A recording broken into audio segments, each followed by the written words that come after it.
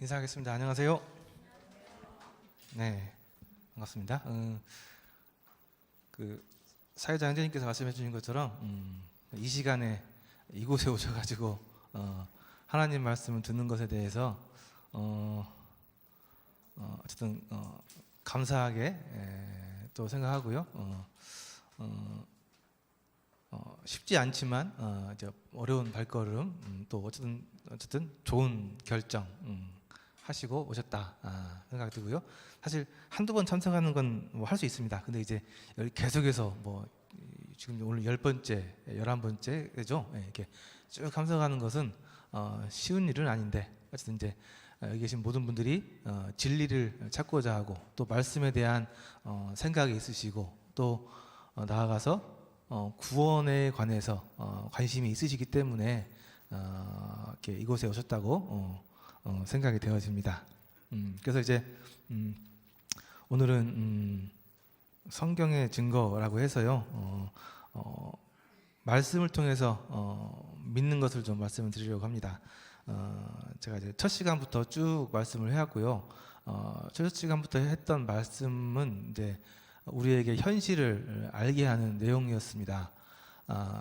많은 사람들이 세상을 그냥 잘 살다가 때가 되면 이렇게 죽어서 뭐 사라지고 이제 그렇게 생각하고 이렇게 살아가는데요. 성경에서는 그렇게 얘기하고 있지 않죠. 이 보이는 세상이 있는가 하면은 보이지 않는 세상이 분명히 있다고 얘기하고 있고요. 또 그 보이지 않는 세상이 그 세계가 더 중요하고 이 보이는 세계는 잠깐이지만 그 보이지 않는 세계는 영원하고 또 그 보이지 않는 세계에서의 삶이 얼마나 중요하고 또 본질적인 것인가에 대해서 성경은 쭉 얘기를 하고 있고 그래서 그러한 현실에 대해서 첫 시간부터 쭉 말씀을 드렸습니다. 그래서 하나님이 계시는데 그 하나님이 어떤 분이신지 또 그 하나님께서 사람을 창조하셨는데 하나님께서 어떠한 마음으로 어떻게 사람을 창조했는지 그런데 그렇게 창조된 사람이 하나님과의 사이에서 무슨 일이 있었고 또 어떠한 관계가 되었는지 쭉 설명을 좀 드렸습니다. 그래서 첫 시간부터 저번 시간까지 그런 관계를 쭉 얘기했고 결론은 그거였습니다. 결론은 사람이 어쨌든 심판에 처해 있다. 그것은 뭐 하나님께서 의도하신 건 아니지만 어쨌든 뭐 인간들 스스로 창세기부터 말씀드린 것처럼 스스로 판단하고 또 스스로 결정해서 하나님 없이 살려고 하는 이 사단의 그런 유혹에 넘어가서 어떤 현실은 하나님과의 관계가 끊어졌고 멀어졌고 하나님 없이 살려고 하면서 결국은 이제 심판 가운데 성경에서 망했다고 표현하고 있는데 이제 그러한 상황에 처해 있다. 그래서 이제 이것을 다시 회복시키고 다시 원위치로 돌리기 위해서 하나님께서 여러 계획이 있었는데 그 계획은 메시아였고요. 예수 그리스도를 통한 회복이었습니다. 그래서 예수 그리스도가 어떠한 분이시고 무슨 일을 하셨는지 말씀을 좀 드렸고요. 그 예수 그리스도가 누군지 무슨 일을 하셨는지 그것에 대해서 알고 그것을 이제 내가 받아들이고 영접해서 예수 그리스도를 나의 구원자, 나를 구원시켜 주신 분, 나의 주인으로 받아들이고 또 이 일을 하신 분이 하나님이신 것을 아는 것이 영생이라고 말씀을 쭉 드렸습니다. 그렇죠? 일단은 중요한 것은 그것을 아는 것, 이 현실을 아는 것, 이 하나님의 계획과 하나님의 뜻을 아는 것이 중요하고요. 그다음에 이제 이 아는 것을 바탕으로 해서 이것을 내가 정말 사실로 인정하고 받아들여서 이제 구원을 영생을 얻게 되는 것이 중요하다라고 말씀드려서 쭉 하나님의 계획과 하나님이 하신 일들을 저번 시간까지 말씀을 좀 드렸습니다. 그래서 이제 최대한 이런 성경적인 배경이 없는 분들이 그러한 성경의 말씀을 좀 이해할 수 있게 또 받아들일 수 있게 말씀을 드리다 보니까 성경에 대한 얘기였지만은 성경의 직접적인 얘기보다는 그것을 설명하는 그것을 이제 현실적으로 이해할 수 있는 얘기들을 많이 했습니다. 그리고 대부분이 이제 성경에 나오는 사건들, 성경에 나오는 이야기들을 통해서 이게 무슨 의미인지, 왜 하나님께서 이러한 사건을 허락하셨는지, 이 사건이 우리에게 어떤 걸 얘기해주고 있는지 그런 얘기들을 차례대로 순서에 맞춰서 좀 얘기를 말씀드렸어요. 그래서 저번 시간까지 해서 그런 모든 하나님의 계획을 말씀드렸고 그 계획 가운데서 하나님께서 우리에게 원하시는 것이 무엇인지 말씀을 좀 드렸습니다. 그래서 이제 앞으로 2시간 남았는데요. 오늘은 그 하나님의 그 계획과 이야기를 좀 정리하는 시간을 좀 하려고 합니다. 그래서 제가 이제 성경에 나와 있는 사건들 위주로 사건들을 뭐 설명하고 이해시키는 쪽으로 말씀드렸는데, 오늘은 성경에 나와 있는 말씀만 가지고 좀 얘기를 하려고 합니다. 그래서 오늘은 여러 말씀들을, 성경에 나와 있는 말씀들을 쭉 좀 보실 거고요. 그 말씀들을 좀 제가 설명하는 쪽으로 해서 그 전체적인 이야기들을 좀 정리하는 그런 시간을 좀 가지려고 합니다. 그래서 오늘은 말씀을 좀 보시게 될 거고요.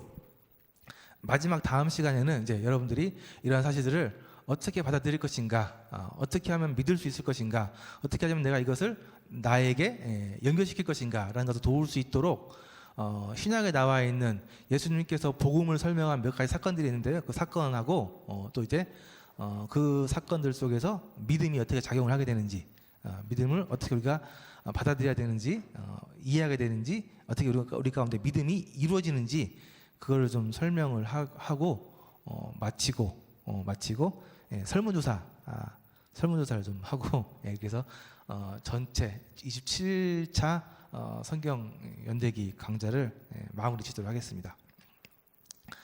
안타깝지만 제가 할 수 있는 건 여기까지입니다. 이제 진짜 중요한 이제 구원의 이 신분의 변화, 우리 내면에서의 이런 아주 전 인격적인 변화, 우리 구원이라고 얘기하는데, 그런 변화는, 그런 구원의 역사는 뭐 제가 하는 게 또 아니고요. 여기 계신 분들이 본인의 의지로 하시는 것도 아니고요. 성령님의 역사와 여기 계신 분들의 반응, 그게 이제 같이 이루어져서 이런 이제 구원의 역사가, 또 이제 구원의 이런 일들이 여기 계신 모든 사람들의 마음 가운데서 일어나게 됩니다. 그래서 기도하는 것은 이제 그러한 변화, 그러한 신분적인 변화, 그런 전 인격적인 변화들이 우리 여기 계신 모든 분들의 마음 속에서 일어나고 이런 일들이 역사될 수 있도록 기도하고 있고요. 그래서 오늘 이 시간에도 말씀들을 통해서 그러한 생각이, 또 그러한 변화가 일어날 수 있도록 좀 겸손한 마음으로, 또 좀 구하는 마음으로 여러분들이 말씀을 좀 들으면 좋겠습니다. 말씀을 오랫동안 많이 들어오셨는데 변화가 없는 분들에 대해서, 그러니까 구원받지 못하는 분들에 대해서 여러 가지 진단을 내리는데요. 가장 많은 이유는, 가장 뭐 다 그렇지는 않지만요, 대부분의 구원받지 못하는 분들의 그런 이제 원인 중에 큰 이유는 사실 결정적으로 듣는 분들의 그 마음에 문제가 있습니다. 사실을 말씀드렸고 성경에 나와 있는 하나님의 말씀을 말씀드렸는데, 이것을 얼마나 이제 중요하게, 어떻게 얼마나 또 무겁게, 얼마나 심각하게 받아들이느냐에 따라서 우리의 자세나 생각이 바뀌게 됩니다. 이걸 그냥 그냥 성경에 나와 있는 이야기, 듣고 여기저기서 들을 수 있는 그냥 이야기, 그렇게 어떤 한쪽의 사람들이 주장하는 이야기, 그렇게 듣게 되면은 이게 뭐 그냥 이야기로 끝나는 거고요. 이 이야기가 나한테 하는 이야기, 위험에 처해 있는 나한테 하는 이야기, 지금 굉장한 위기에 처해 있는 나에게 해결할 수 있는 방법을 하는 이야기, 나를 이렇게 다른 방향으로, 나를 이 망하는 길에서 사는 길로 바꾸는 이야기로 좀 이렇게 들으시면 이 말씀이 더 역사할 수 있습니다. 그러나 아직도 마음 가운데서 제가 일단 들어볼 텐데, 이 듣는 것에 대해서 내가 이걸 수긍할 것이 말 것인지, 이것에 대해서 고민하고 있다고 한다면 더 고민해 보셔야 되고요. 어떤 중요한 것은 내 현실에 대해서, 내가 지금 어떠한 상황에 처해 있는지에 대해서 성경이 얘기하는 걸 좀 들었으면 좋겠습니다. 물론 이제 현재 우리의 삶은 뭐 괜찮죠. 크게 문제 없고, 뭐 아픈 데 없고, 뭐 사회적으로도 아무 문제 없고, 뭐 관계적으로도 문제 없고, 아직 뭐 젊고, 아직 뭐 이렇게 특별한 문제 없이 잘 살고 있는데, 그렇다고 한다면 내가 뭐 문제가 있어? 뭐 이런 대로 살면 되잖아. 얘기할 수 있는데요. 이제 그것은 이제 현실의 모양이고요. 성경에서 얘기하고 있는 우리 현실은 그렇지 않다는 거죠. 현실에 성경에서 얘기하고 있는 우리의 지금 상태는 그 마음 가운데 성령님이 안 계시다고 한다면, 그 마음 가운데 예수님의 말씀이 믿어져서 이 하나님과의 관계가 회복이 되지 않았다고 한다면,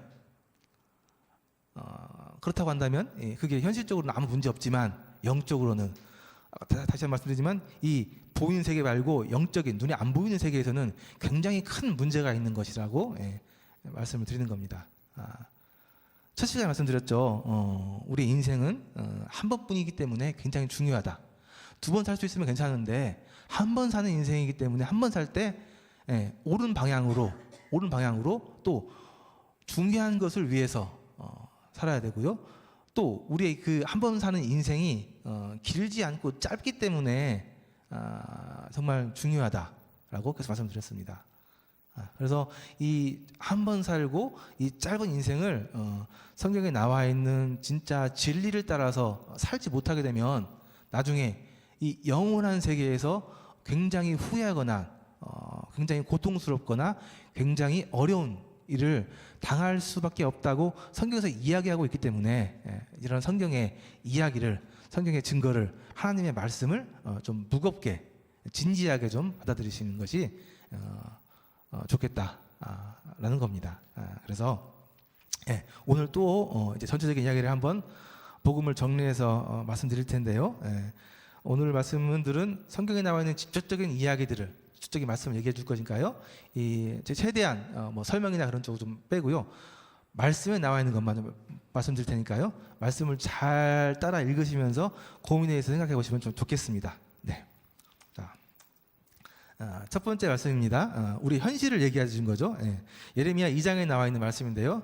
내 백성이 두 가지 악을 행하였나니 곧 그들이 생수의 근원되는 나를 버린 것과 스스로 웅덩이를 판 것인데 이것은 그 물을 가두지 못할 터진 웅덩이들이니라 라고 예레미야 2장에서 하나님께서 이스라엘 백성들을 향해서 말씀하신 내용입니다. 하나님께서 사랑하는 내 백성들이 악을 행했는데 두 가지 악을 행했다고 말씀하셨습니다. 악을 행했는데, 악한 것을 했는데, 죄를 지었는데 두 가지 악한 것을 행했다는 겁니다. 뭐 사람을 죽이고 도둑질하고 나쁜 마음을 품고 욕하고 그런 차원의 죄가 아니고요. 아주 근본적인 악이었는데 그 근본적인 악이 두 가지였습니다. 하나는 생수의 근원되는 나를 버린 것, 생수의 근원되는 하나님을 버린 것, 생명의 근원되는 하나님을 떠난 것. 이것이 첫 번째 악이라고 이야기하고 있습니다. 첫 시간부터 계속 강조해서 말씀드렸던 거죠. 우리 사람은 하나님과의 관계 가운데서, 하나님의 질서 가운데서 살아가도록 창조되었는데, 그렇게 만들어졌는데 사람들이 이 관계를 무시하고 내 생각대로 내 마음대로 살고 싶어하는 그러한 자아가 발동해서, 근데 이게 죄라는 거죠. 하나님을 떠났다는 겁니다. 그래서 생수의 근원, 물이 없으면, 생수가 없으면 사람은 죽습니다. 그렇죠? 그러니까 생수의 근원된, 생명의 근원된 하나님과 연결돼서 살아가야 되는데 이 하나님을 떠났다는 겁니다. 하나님께서는 이것을 악이라고, 첫 번째 악이라고 표현하셨고요.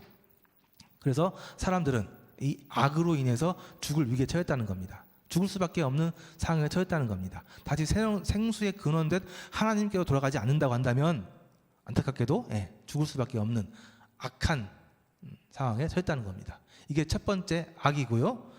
또 하나 있는데요. 두 번째 악인데요. 스스로 웅덩이를 팠다는 겁니다. 생수의 근원된 웅덩이를 떠났기 때문에, 생수의 근원된 하나님을 떠났기 때문에 이제 하나님 없이 스스로 살기 위해서 스스로 물을 찾아서 웅덩이를 팠다는 겁니다. 근데 이 웅덩이가 물을 가둘 수 없는 터진 웅덩이였다는 겁니다. 이게 두 번째 악이라는 겁니다. 사람들이 하나님을 떠나서 새로운 웅덩이, 내가 판 웅덩이, 내가 판 샘물로 살아보려고 웅덩이를 팠는데요. 이것이 터진 웅덩이예요. 물을 가둘 수 없는, 물을 담을 수 없는 터진 웅덩이였다는 겁니다. 그래서 사람들이 하나님을 따라서 하나님 없이 살아가면서 스스로 잘 살아보기 위해서 성을 짓고 기술을 발전시키고 뭔가 제도를 만들고 뭔가 꿈을 이루고 내가 좋아하는, 내가 이상적으로 생각하는 뭔가를 이루면서 살아가지만 그것이 그들의 생명을 담보할 수 있는, 살릴 수 있는 생수의 근원이 되지 못했다는 겁니다. 그래서 결국 그 웅덩이는, 인간들이 만든 그 스스로 만든 그 웅덩이는 터진 웅덩이로 생명을 담을 수 없는 웅덩이. 그래서 결국은 그 웅덩이를 의지하고 살다가 죽을 수밖에 없는, 망할 수밖에 없는 처지에 있는 것이 하나님께서 우리에게 사람들에게 얘기해 주신 현실, 현재 상태라는 겁니다. 그리고 하나님께서 이것을 두 가지 악이라고, 근원적인 악이라고 말씀해 주셨습니다. 들어왔던 말씀이죠. 하나님께서 직접적으로 말씀을 통해서 얘기해 주셨어요. 이 두 가지 악, 모든 사람들이, 하나님을 떠난 모든 사람들이 이 두 가지 악한 행동을, 악한 일을 하고 살아가고 있다는 겁니다. 우리 현실에 대해서 말씀해 주시는 거예요. 그래서 하나님께 돌아가지 않았다고 한다면 너희는 그 가운데서 행하여서, 세상 가운데서 행하면서 이 세상 풍조를 따르고 공중의 권세 잡은 자를 따랐으니 곧 지금 불순종의 아들들 가운데 역사하는 영이라. 전에는 우리도 다 그 가운데서 우리 육체의 욕심을 따라서 지내며 육체와 마음에 원하는 것을 하여 다른 이들과 같이 본질상 진노의 자녀였더니. 이렇게 하나님을 떠나서 살아간 사람들의 현실이 이 현실이라는 겁니다. 결국 결론은 진노의 자녀, 진노의 자녀, 벌을 받아야 되는, 진노의 벌을 받아야 되는 자녀. 이것이 하나님을 떠난 사람들의 현실이었다는 겁니다. 그들은 육체의 욕심을 따라서, 내 육체의 욕심을 따라서, 육체의 욕망을 따라서, 내 마음에 원하는 것을 하면서 세상 많은 사람들과 같이, 다른 사람들이 다 살아가는 것처럼 그들과 같이 살아왔고, 그것이 하나님 보시기에, 성경에서 봤을 때는 진노의 자녀, 하나님의 벌을 받아야 되는 진노의 자녀의 모습이라는 겁니다. 이것이 현재 하나님을 모르고 하나님과 떠나 있는 사람들의 현실이라는 겁니다.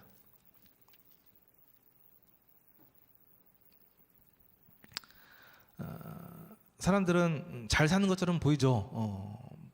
꿈을 이루고 내가 좋아하는 것을 하고 내가 원하는 것을 이루면서 멋지게 인생을 사는 것 같지만, 그렇지만 하나님의 말씀, 근본 진리 가운데서, 그 원리 가운데서 이렇게 안타깝지만 불순종의 아들 가운데 영, 그러니까 사단의 영을 따라서 살고 있는 거고요. 결국은 육체, 이 공중의 원수 잡은 사단의 그러한 가르침에 따라서 원하는 대로, 마음대로 살면서 결국은 진노의 자녀, 벌을 받아야 되는 상황에 처해 있다고 성경은 이렇게 분명하게 말씀해 주고 있습니다. 사람들은 죄인입니다. 그래서 죄인인데요. 어떤 면에서 죄인이냐? 첫 번째는 이렇게 실제로 하나님 없이 마음대로 내가 원하는 대로 살고 있기 때문에, 그렇게 행동하며 살고 있기 때문에 죄인이고요. 또 하나는 죄 가운데서 태어났기 때문에 죄인이라고 얘기하고 있습니다. 본질적으로도 유전적으로도 죄 가운데 태어났기 때문에 죄인이라고 얘기하고 있습니다. 성경에서 증거하고 있는 것이 그렇습니다. 그래서 사람들은 죄를 지으면서 살아가면서 죄인이기도 하지만, 날 때부터 죄인의 자손으로 태어났기 때문에, 또 본성적으로 죄를 갖고 태어났기 때문에 유전적으로도 죄인이다라고 얘기하고 있고요. 로마서에 보니까요, 죄에 대한 얘기를 하고 있는데요. 한번 보겠습니다. 또한 그들이 마음에 하나님 두기를 싫어한다. 이게 이제 죄인들의 특성입니다. 마음에 하나님 두기를 싫어합니다. 마음에서 하나님을 멀리 쫓아냅니다. 그래서 하나님을 싫어하고, 하나님께서 그들을 그렇게 했을 때 하나님께서 그들을 그 상실한 마음대로 내버려 두셔가지고 합당하지 못한 일을 하게 하셨다는 겁니다. 곧 모든 불의, 추악, 탐욕, 악이 가득한 자요, 시기, 살인, 분쟁, 사기, 악독이 가득한 자요, 수군수군하는 자요, 비방하는 자요, 하나님께서 미워하시는 자요, 능욕하는 자요, 교만한 자요, 자랑하는 자요, 악을 도모하는 자요, 부모를 거역하는 자요, 우매하는 자요, 배약하는 자요, 무정한 자요, 무자비한 자라. 그들이 이 같은 일을 행하는 자는 사형에 해당한다고 하나님께서 정하심을 알고도 자기들만 행할 뿐 아니라 또한 그런 일을 행하는 자들을 옳다 하느니라. 오늘날 현실을 하나님 없이 하나님을 싫어하면서 자신의 생각대로 살아가는 오늘날 사람들의 모습을 다시 한번 이렇게 정확하게, 적나라하게 얘기해주고 있습니다. 오늘날 하나님 없이 살아가는 사람들의 모습입니다.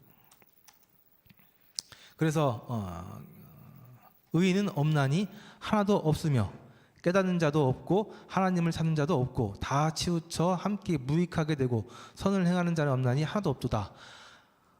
이렇게 살아가는 모든 인류 사람들에 대해서 하나님께서 내신 결론은 의인이 없다는 겁니다. 의인이 없다는 겁니다.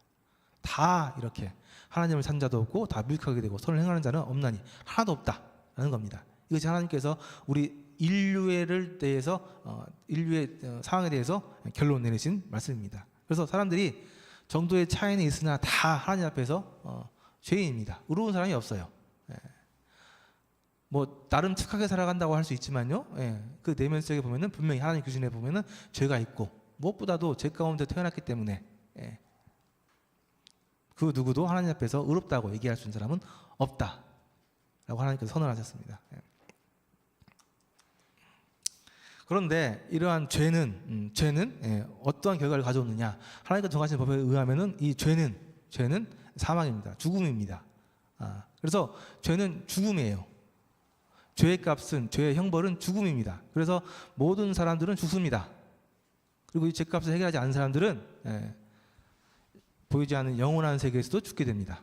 영적인 죽음인데요. 영적인 죽음은 생명이 이렇게 끊어지는 게 아니고 영원히 하나님과 분리되어져서 하나님 없는 곳에서 살게 되는 것이 영적인 죽음, 두 번째 죽음, 지옥이라고 표현하고 있는데요. 하나님 없이 살게 되는 이 사망, 죄의 결과가 사망이라고 얘기하고 있습니다. 그래서 현재 모습은 오직 너희 죄악이 너희와 너희 하나님 사이를 갈라놓았고 너희 죄가 그의 얼굴을 가려서 너희에게 듣지 아니하게 함이니라. 결국 결론은 현상은 이 죄라는 것이 하나님을 떠나서 살게 하는 이 죄라는 것이 하나님과 인간 사이를 갈랐다는 겁니다. 갈라놨다는 거예요. 그 관계를 끊어놨다는 얘기입니다.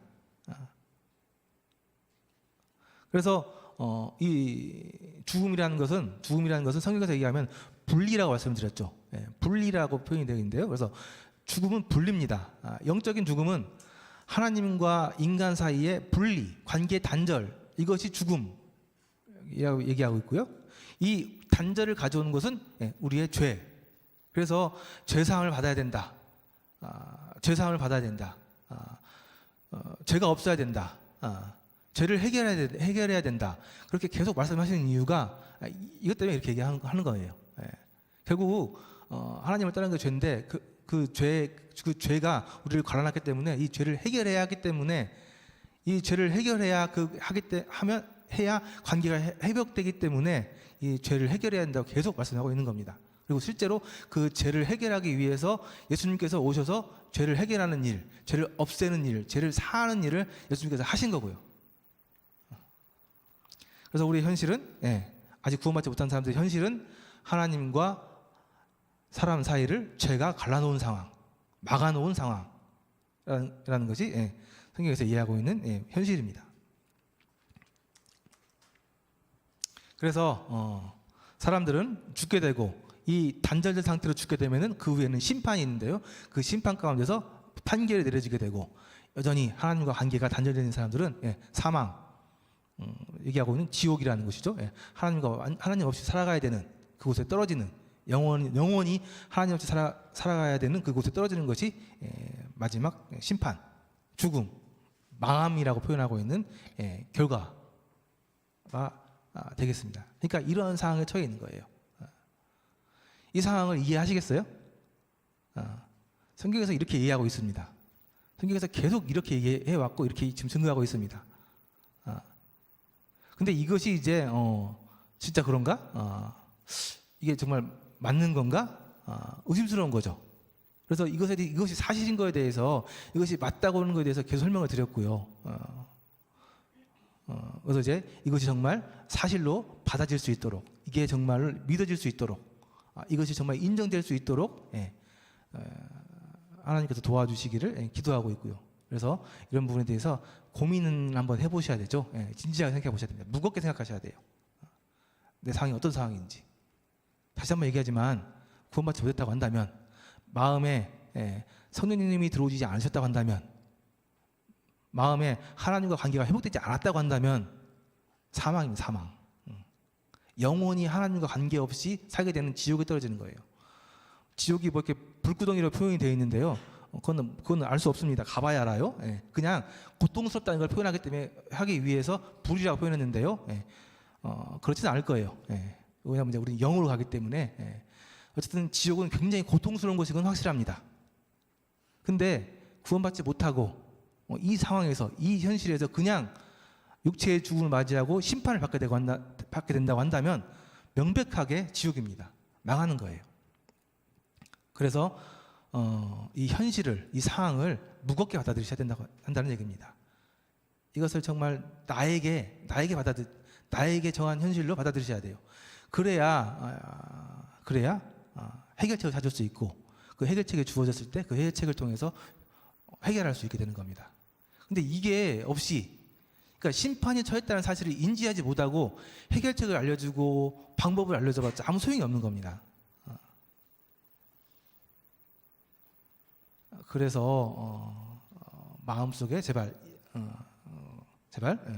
간절한 것은 이 상황에 대해서 무겁게, 아주 위중하게 생각하셨으면 좋겠습니다. 그래서 이렇게 구원받지 못한 사람들에 대해서 그들의 결과에 대해서 심판이 있는 걸 얘기하고 있고요. 그 심판이 의해서 죽게 되면 14절에 보니까 사망과 음부도 불못에 던져졌으니 이것은 둘째 사망 곧 불못이라. 누구든지 생명책에 기록되지 못한 자는 불못에 던지우더라. 그러니까 불못이라고 표현되어 있는데요. 그만큼 뜨겁다는 것은 이제 고통스럽다는 얘기입니다.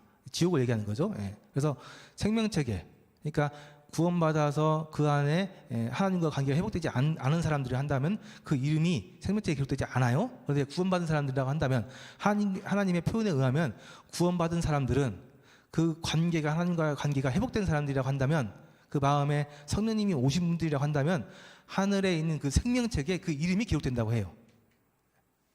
하나님의 표현이에요. 예. 그러니까 저는 구원받았으니까 제 이름은 생명책에 있겠죠. 예. 추현수 있을 겁니다. 그죠? 근데 이 생명책에 이름이 없는 사람들은 안타깝지만 이 둘째 사망, 지옥, 불못에 떨어지는 것이 하나님의 심판입니다.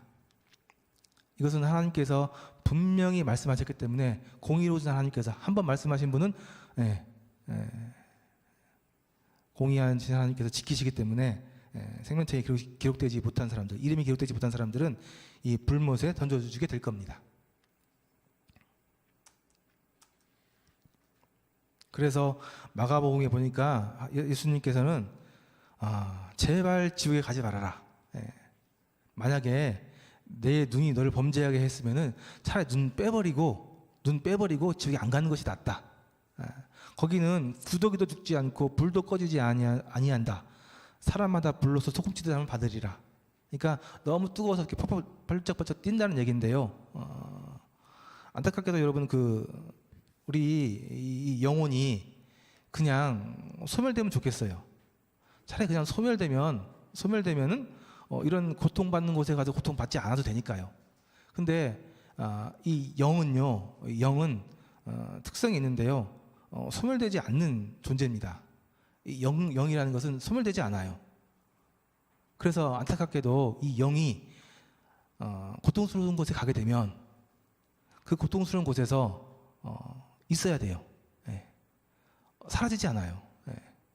이 영이 하나님께서 창조하신 영이기 때문에 그렇습니다. 이건 영원한 존재예요.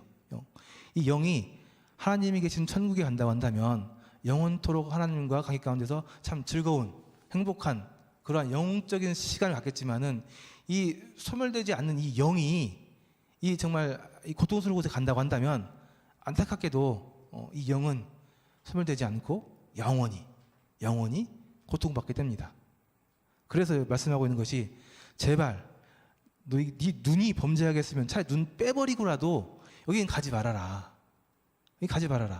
거기는 구더기도 죽지 않고 불도 꺼지지 않는다. 영원하다는 거예요. 꺼지지도 않고 죽지도 않는다는 거예요. 영원히 고통받는 곳. 그 고통받는 표현을 불로서 소금치듯 한다라고 이렇게 여기 표현이 되어 있는데요. 그 소금이 이렇게 뜨거운 데 가서 탁탁 튀잖아요. 그런 것처럼 사람이 너무 뜨거워서 너무 고통스러워서 이렇게 펄쩍펄쩍 뛴다고 이렇게 표현하고 있죠. 그러니까 뭐 견딜만한, 뭐 오래 있다 보면 적응돼가지고 그냥 견딜만한 그런 고통이 아니라는 거예요. 물론 저도 안 가봐서 모르겠지만 하나님의 말씀에 의하면 우리가 생각하는 것 이상으로 끔찍하고 고통스럽고 괴로운 것인 것은 확실합니다. 그래서 정말 여기 가면 안 되죠. 안 됩니다. 그래서 여기 계신 모든 분들 지금 여러분들을 사랑하는, 또 여러분들을 위하는 분들이 그렇게 사정해서 들어와서 여기 와서 하나님의 말씀을 들어보고 구원받아야 된다. 꼭 구원받아야 돼라고 그렇게 아쉬운 소리 해가면서 이렇게 힘들게 오셔서 말씀을 듣게 하는 이유입니다. 우리뿐만 아니라 하나님의 마음도 똑같아요. 내 백성이 어떻게 이 어려운 고통스러운 이 망하는 죽음의 길에 있는데 어떻게 마음이 하나님께서 편하시고 그걸 그냥 내버려둘 수 있겠습니까? 그래서 여러 가지 일들을 하셨고 또 계속해서 이렇게 말씀하고 있는 거죠. 그래서 여기에 가는 건 절대 안 됩니다. 그래서 우리에게 필요한 것은 이러한 마음입니다. 내가 하늘과 아버지께 죄를 지었사오니 하나님의 불쌍히 여기셔서 나는 죄인이로소이다. 우리가 하나님을 배신하고 하나님을 배반하고 하나님을 기대를 저버리고 떠난 거에 대해서, 하나님을 떠나서 하나님 없이 하나님을 무시하고 내 마음대로 살려고 했던 거에 대해서 회개하고 잘못함을 인정하고 하나님께 용서를 구하는 것, 이것이 필요한 거죠. 내 정말 금쪽같이 아끼는 내 자녀가 더 이상 아버지는 내 아빠 아니에요, 아빠 안 할래요 하고 떠나서 나와 상관없이 나의 관계를 완전히 단절시키고 연락도 안 받고 연락도 안 주고 혼자서 마음대로 살아가는 것, 이것이 얼마나 그 부모의 마음을 아프게 하는지, 또 그렇게 살아가는 것이 잘 사는 거면 말이나 안 하지만 결국 그렇게 살다가 굉장히 어렵게 될까 뻔히 보이고 그리고 결국 그 길이 망하는 길인데, 그렇게 사는 것이, 그 부모를 마음을 아프게 하는 것이 얼마나 큰 잘못이고 죄인지에 대해서 통감하시고 이러한 마음을, 또 이러한 고백을 하셔야 된다는 겁니다. 내가 하늘과 아버지께 죄를 지었사오니 불쌍히 여기소서 저 죄인입니다. 제가 죄를 지었습니다 라는 것이 그러한 마음, 또 그러한 생각을, 또 그러한 말씀을 하나님께 드리는 것이 우리의 마땅한 자세라는 겁니다. 그래서 하나님은 심판을 하시고 죄를 징계하시는데 그분의 마음이 그들을 심판하고 그들을 지옥에 보내는 게 그분의 진짜 의도가 아니라는 겁니다. 누가 자기 백성, 자기 자녀들이 그렇게 되는 것을 원하겠습니까? 설마 어떤 사람이? 근데 하나님께서는 말할 것도 없죠. 하나님은 모든 사람이 구원을 받으며 진리를 아는 데 이르기를 원하신다. 이게 진짜 하나님의 마음이에요. 여기 계신 모든 분들이 구원을 받고, 그 정말 끔찍한 곳에서 구원을 받고 진리, 하나님의 마음, 현실, 앞으로 진짜 일어날 일들, 이 진리를 아는데 이르기를 원하신다. 이게 하나님의 마음입니다. 그래서 하나님께서 말씀을 주셨고 또 이 구원받은 그리스도인들, 교회를 통해서 계속 하나님의 이 진짜 마음을 전하게 하셨고 전달하게 하셨고, 지금도 이렇게 하고 있고 앞으로도 계속 할 수밖에 없는 것이 하나님의 마음입니다. 이 세상이 끝난 날까지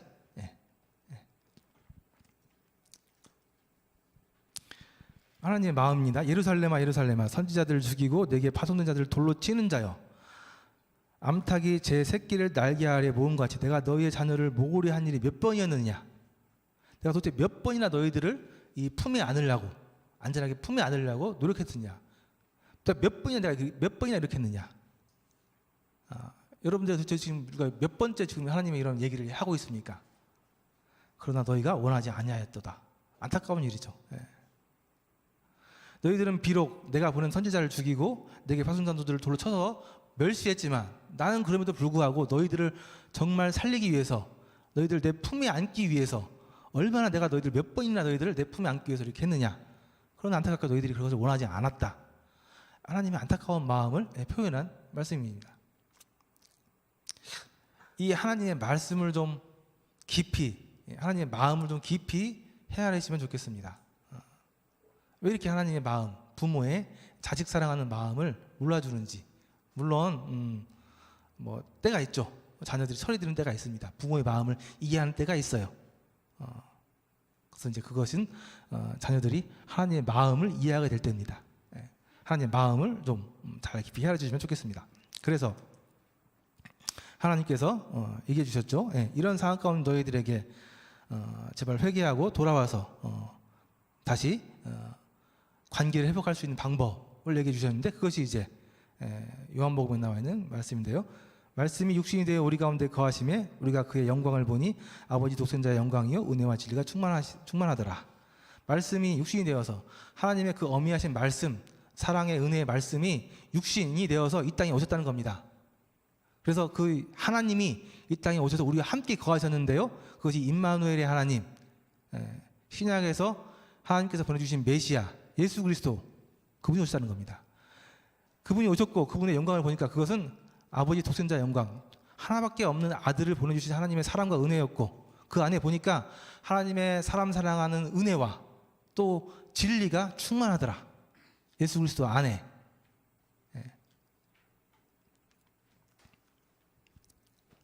그래서 내가 받은 것을 먼저 너희에게 전하였느니 이는 성경대로 그리스도께서 우리 죄를 위하여 죽으시고 장사 지낸 바 되셨다가 성경대로 사흘 만에 다시 살아나사. 예수 그리스도가 오셨고 그분께서 우리 죄를 위하여 죽으셨고 죽은 것으로 끝나지 않고 사흘 만에 다시 말씀대로 살아나신 것, 이것이 우리에게 하나님께서 알려주신 좋은 소식, 우리의 희망이 되는 소식, 우리를 살리는 소식, 진리의 소식. 이 말씀이 정말 기쁜 말씀이죠. 하나님이 이렇게 하셨습니다. 이 말씀이 좀 이해가 되고 믿어지시는지 모르겠습니다. 예수님께서 나무에 달려서 그 몸으로 우리의 죄를 담당하셨습니다. 뭐 그냥 동물 뭐 그렇게 한 게 아니고요, 친히 직접 예수님께서 나무에 달려서 그 몸으로, 그 육체로 우리의 죄를 담당하셨습니다. 우리의 죄를 해결하셨습니다. 아까 하나님과 우리 사이를 갈라놨던 그 죄를 예수님께서 나무에 달리셔서 친히 당신의 몸으로 그 죄를 해결하셨습니다. 이것이 하나님의 말씀이고요. 그래서 염소와 송아지를 필요 아니하고 동물의 필요 아니하고 오직 자기 피, 자기 생명, 자기 육체로 영원한 속죄, 그 사람만 잠깐 그 죄를 해결하는 그 영원한 속죄, 그 단순한 속죄가 아니라 영원한 속죄, 영원한 속죄. 세상 죄를 지고 하는 하나님의 어린 양으로서 세상 모든 사람들의 죄를 영원히 해결하는, 영원히 대속하는 영원한 속죄를 단번에 이루시고 이를 해결하셨습니다. 성경의 증거입니다. 그래서 예수님께서 세상 죄를 지고 가셨습니다. 세상의 모든 죄를 다 지고 십자가에서 죽으셨습니다.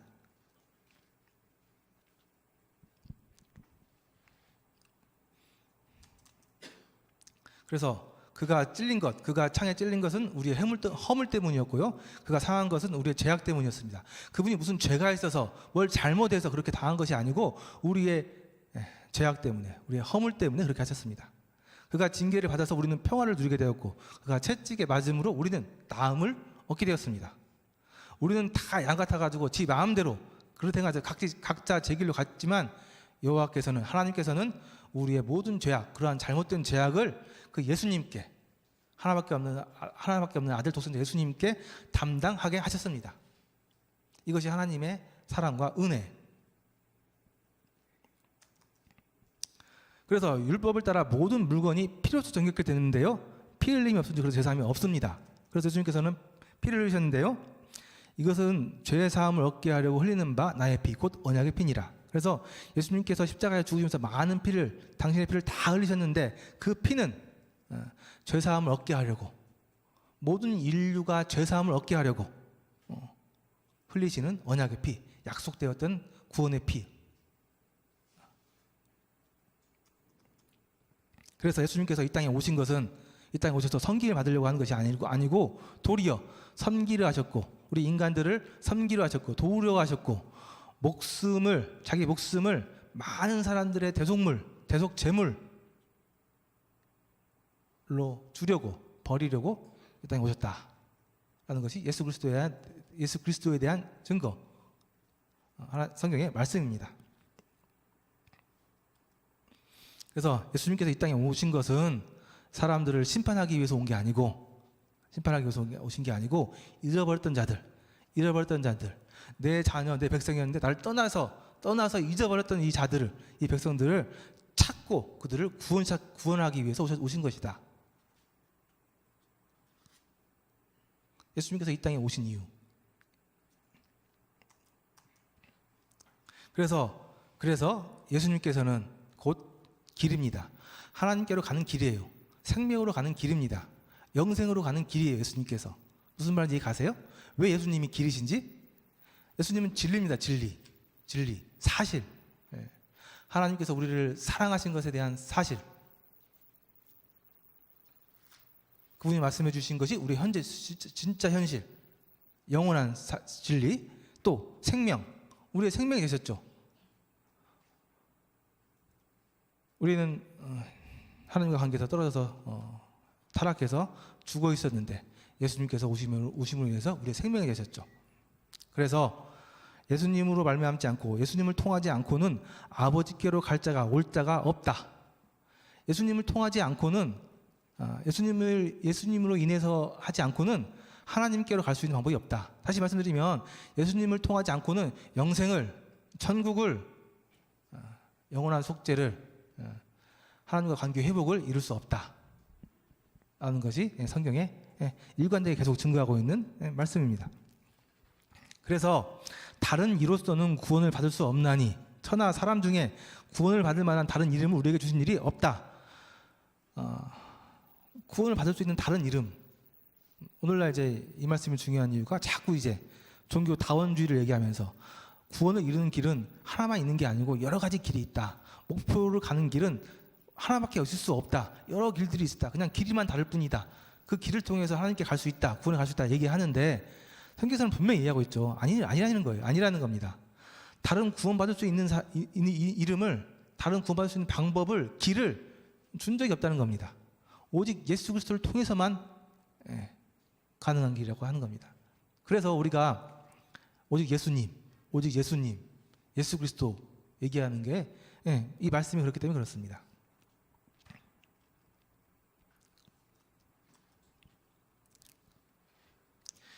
하나님은 한 분이시요 또 하나님과 사람 사이에 중보자도 한 분이시니 곧 사람이 그리스도 예수라. 그래서 하나님과 사람 사이를 중재하는 사람, 화해시키는 사람은 한 분이신데 그분은 사람이면서도 하나님이신 예수 그리스도 한 분, 그분밖에 없다는 거예요. 사람이면서 하나님이신 분, 예수 그리스도 그분밖에 없다는 겁니다. 그가 모든 사람을 위하여 자기를 대속물로 주셨다. 왜 예수 그리스도가 우리의 중보자, 유일하신 중보자 이신지 얘기하고 있습니다.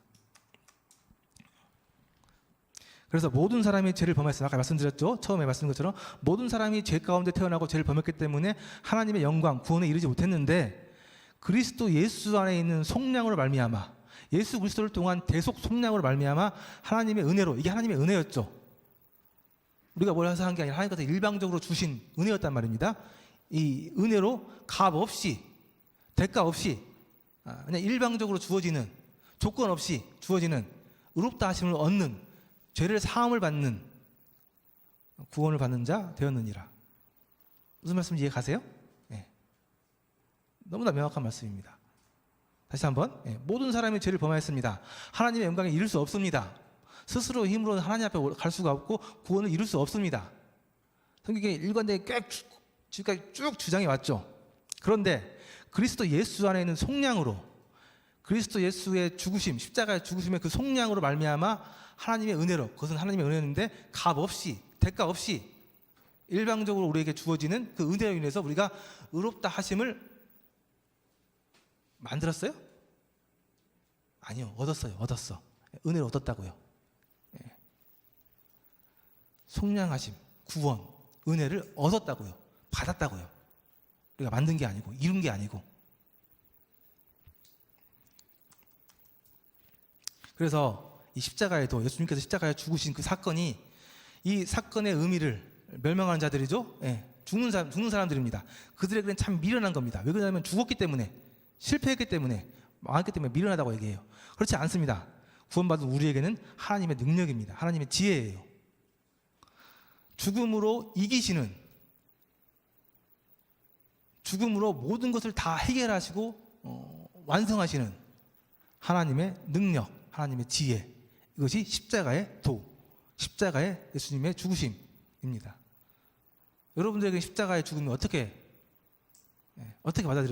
받아들여지세요? 잘 생각해 보세요.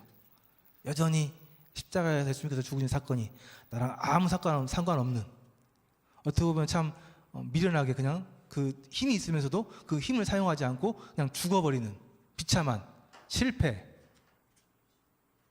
이렇게 받아들여지십니까? 미련한 것처럼 보이세요?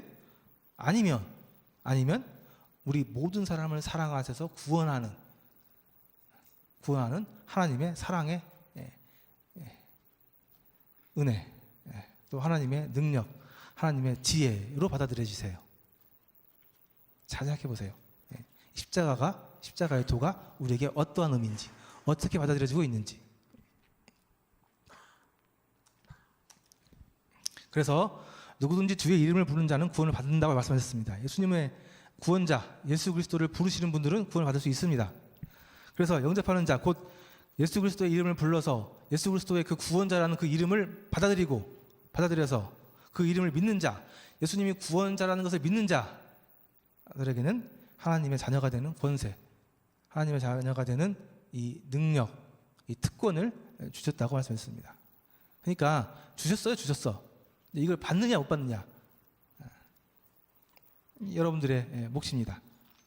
영접하는 자, 곧 그 이름을 믿는 자, 영접하는 자, 받아들이는 자, 곧 그 이름을 믿는 자, 예수님이 예수님의 그 구원자라는 사실을 믿는 자들에게는 하나님의 자녀가 되는 권세를 주셨습니다. 믿으세요? 예수님이 구원자 맞습니까? 네. 그러면 영접한 거예요. 네.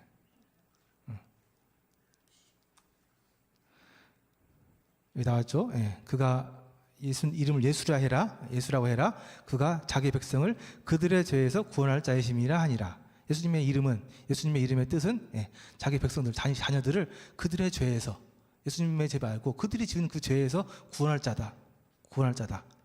이게 예수님의 이름입니다. 예수님의 뜻이고요. 예수님의 정체성, 예수님이 하신 일. 그래서 유명한 말씀이 나오게 되는 거죠. 요한복음 3장 16절. 성경에 뭐 이렇게 한 말씀만 함축해서 얘기하라고 한다면 많은 성경학자들이 이 말씀을 얘기한다고 하는데요. 하나님이 세상을 이처럼 사랑하사 독생자를 주셨으니, 하나님이 세상을 사랑하신 것이 이해가 되십니까? 하나님이 모든 사람들을 사랑하신다는 말이 이해가 되세요? 하나님이 세상을 사랑하신 게 이해가 되세요? 왜 사랑하셨을까? 왜? 자기 자녀를 부모가 사랑하는데 이유가 있습니까? 이유가 어디 있어요? 내가 만들고 나로 인해서 태어났고 나를 닮게 내가 만들었고 나와 똑같이 만든 내 백성, 내 자녀들인데 그들을 사랑하는데 무슨 이유가 있어요? 하나님 세상을 이처럼 사랑하셨는데 얼마만큼 사랑하셨냐고 한다면 하나밖에 없는 독생자 예수 그리스도를 이 땅에 보내주셔가지고 십자가에서 끔찍하게 고통 가운데 죽게 하시는 데까지. 그러니까 이 십자가의 이 사건을 보고 제발 사람들아, 하나님이 내가 너희들을 얼마나 사랑하는지 제발 좀 알아라 하는 것이 십자가의 사건이거든요. 그래서 하나님이 세상을 이처럼 사랑하사 독생자를 주셨으니 이제 이는 이렇게 하신 것은 이 예수님을 믿는 자마다 더 이상 죽지 않고 지옥에 가지 않고 불못에 떨어지지 않고 영생을 얻게 하려 하십니다 라는 겁니다. 하나님이 사람을 사랑하신 것과 그 사람 사랑하신 것을 예수 그리스도를 십자가에 죽게 하신 것으로 깨닫게 하시고 알게 하시고 그들의 죄를 사하신 것이 우리에게 영생을 얻게 하려 하십니다 라는 겁니다. 그래서 우리가 기억해야 될 것은 우리가 아직 죄인 되었을 때, 그러니까 우리가 아직 생명이 없었을 때, 죄 가운데 있을 때 그리스도께서 우리를 위하여 죽으심으로, 참 지금 생각해도 참 말도 안 되는 이야기인데, 우리가 죄 가운데 있는데 그리스도께서 우리를 위해 죽으셨습니다. 하나님께서 우리에 대한 자기의 사랑을 확증하셨습니다.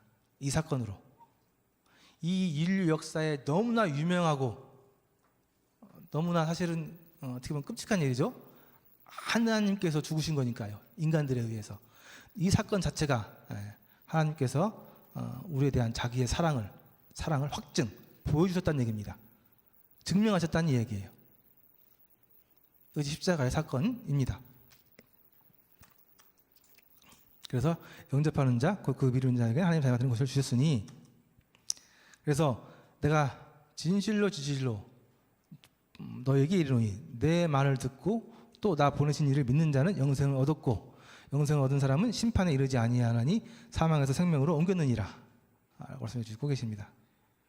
내 말을 듣고, 말씀을 들으셨죠? 네. 말씀을 듣고 보내신 이 예수 그리스도, 그분을 믿고 개인의 구주로, 구원자로 영접하신 분들은 영생을 얻었고, 영생을 얻었습니다.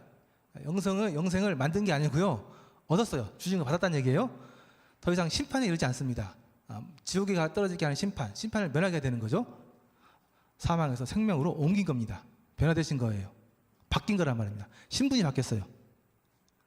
이 신분이 바뀐 것은 단순하게 그냥 바뀐 게 아니고요, 완전히 바뀐 거예요. 이것을 이제 성경에서는 거듭났다고 표현하고 있습니다. 그러니까 뭐가 일부가 바뀐 게 아니고 완전히 새롭게 거듭났다고 표현하고 있는 거예요. 사망에서 생명으로 옮겼느니라. 네. 그래서 그 안에서 너희도 진리의 말씀이죠. 곧 너희 구원의 복음을 듣고 그 안에서 또한 믿어 약속의 성령으로 인치심 받았느니라. 그래서 구원받은 사람들은 그 마음 가운데 성령님이 들어옵니다. 이해하고 알겠고 믿고 싶은데 그 가운데, 마음 가운데 성령님이 아직 안 들어오셨다고 한다면 미안하지만 아직 구원받으신 게 아니에요. 네. 믿게 되고 하나님 앞에서 믿게 되고 받아들이게 될 때 하나님께서 일을 하시는데, 그것은 이제 합당한 때 여러분 성령님을 주십니다. 근데 늦게 주시는 분들도 계세요. 왜 그런지는 알 수 없는데요, 저는 좀 이해가 되긴 해요. 그래서 성령님을 받으신 분들이 구원받으신 거예요. 이 말씀을 이해하고 받아들이고 있는데 미안하지만 하나님께서 아직 성령을 안 보내주신 분이 계세요. 근데 그건 하나님의 뜻입니다. 저는 왜 그렇게 하시는지 이해가 이제 좀 되긴 하는데, 어쨌든 그것을 알고 있다 할지라도 성령님께서 들어오지 않으신 분들은 미안하지만 아직 구원받으신 거 아니에요. 그래서 믿음 없음을 도와달라고 기도하는 것입니다. 하나님 앞에 엎드리는 거죠. 하나님께 구하시는 겁니다. 그래서 성령이 들어오신 분들은 성령으로 인치실 받았다, 도장을 팍 찍었다는 얘기죠. 일을 쳤다는 얘기예요. 그러니까 성령님이 들어오셔야 확실한 겁니다. 이게 딱 구원받았다고 이렇게 정하신 거예요. 증명하신 거라고 확증한 거라는 얘기예요. 그래서 너희는 그 은혜에 의하여 믿음으로 말미암아 구원을 받았으니 이것은 너희에게서 난 것이 아니오 하나님의 선물이다. 하나님의 은혜다. 하나님의 일방적으로 주신 하나님의 선물이다. 그래서 정말 이걸 믿은 분들은 예수 그리스도는 그리스도시요, 구원자시요, 살아계신 하나님의 아들이십니다 라고 고백할 수 있다는 겁니다. 이렇게 고백하셔야 돼요. 예수 그리스도는 정말 그리스도, 메시아, 구원자이십니다. 그분은 살아계신 하나님의 아들이십니다 라는 것을 고백하셔야 돼요. 그래서 내 입으로 예수를 주로 시인하며 구원자로 시인하고, 또 하나님께서 그를 죽은 자 가운데 살리신 것을 내 마음에 믿으면 구원을 받으리라. 사람이 마음으로 믿어서 의에 이르고 입으로 시인하여서 구원에 이른다. 그래서 여러분들이 이 사실을 마음으로 믿고 입으로 시인하세요. 하나님 앞에 제가 이것을 믿습니다 하고 시인하여서 구원에 이를 수 있습니다. 이렇게 해서 하나님께서 구원에 이르는 방법까지 이렇게 여러 가지 말씀들을 통해서 얘기해 주셨습니다. 그런데 이렇게 구원받는 그런 현상이나 모양은 다 달라요. 그래서 정말 다양하게 나타납니다. 중요한 것은 뭐냐면은 마음 가운데 성령님이 오시는 거예요. 성령님이 오시면요, 아까 말씀드렸죠, 거듭납니다. 다시 태어나는 거예요. 생각이 바뀌어요. 삶을 살아가는 기준이 바뀝니다. 구원 받은 것 같은데 여전히 예전 모습으로 살아가고 있고 예전 모습과 그대로 살아가고 있고 예전 모습 살아가는 게 아무렇지 않고 미안하지만 구원 안 받은 거예요. 왜 그러냐면은 완전 바뀌었다니까요. 근본이 핸드폰이 두 종류가 있는 거 아시죠? 이것만 설명하고 두 가지가 있어요. 안드로이드가 있고 애플이 있습니다. 운영체계가 달라요. 거듭났다는 얘기는 운영체계가 바뀐 거예요. 운영체계가 완전 근본이 바뀌었다는 거예요. 그래서 미안하지만 어설프게 믿었다, 알았다, 이해했다 그렇게 믿고 구원받았다고 생각하는 분들 계시는데 그 근본이 바뀌지 않았다고 한다면 그 생각, 그 자세가 바뀌지 않았다고 한다면 미안하지만 아직 구원 안 받으신 거예요. 그래서 마음속에서 잘 생각해 보시고 중요한 것은 겸손한 마음으로 하나님 앞에